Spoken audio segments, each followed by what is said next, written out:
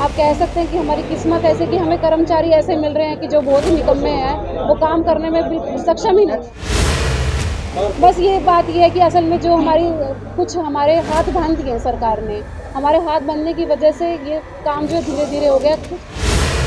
अवैध कॉलोनियों की बात करें तो हमें खुश होना चाहिए कि कैथल नगर परिषद एक ऐसी नगर परिषद है जहाँ 20 कॉलोनियाँ अप्रूव्ड हुई हैं।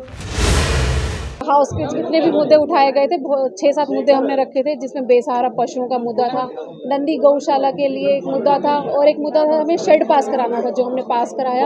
एक जींद रोड पे नई गौशाला बनाने का मुद्दा था, जिसका निर्माण कार्य शुरू हो चुका है। उसमें भी हमने बात की थी कि एक शेड की व्यवस्था करनी है, वो भी हमने रेजोल्यूशन में पास कराया।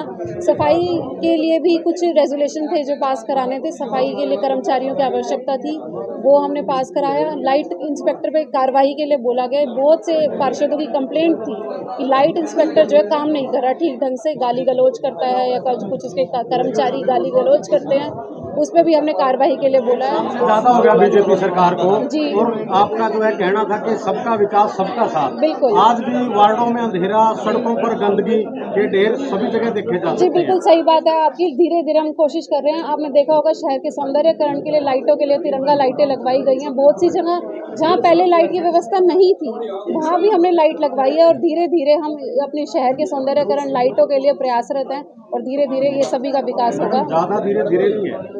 बस ये बात ये है कि असल में जो कुछ हमारे हाथ बांध दिए हैं सरकार ने, हमारे हाथ बांधने की वजह से ये काम जो धीरे-धीरे हो गया। कुछ हमें आप कह सकते हैं कि हमारी किस्मत ऐसे कि हमें कर्मचारी ऐसे मिल रहे हैं कि जो बहुत ही निकम्मे हैं, वो काम करने में बिल्कुल सक्षम ही नहीं है। एक्शन क्यों नहीं है कर्मचारियों के खिलाफ ऐसे? बिल्कुल, हमने आज ही हमारी प्रोसीडिंग में कई कर्मचारियों के खिलाफ एक्शन लिखवाया है। कईयों के खिलाफ हमें इनकी समस्या बताई है, लाइट इंस्पेक्टर की जैसे, उनके खिलाफ एक्शन लिख दिया है।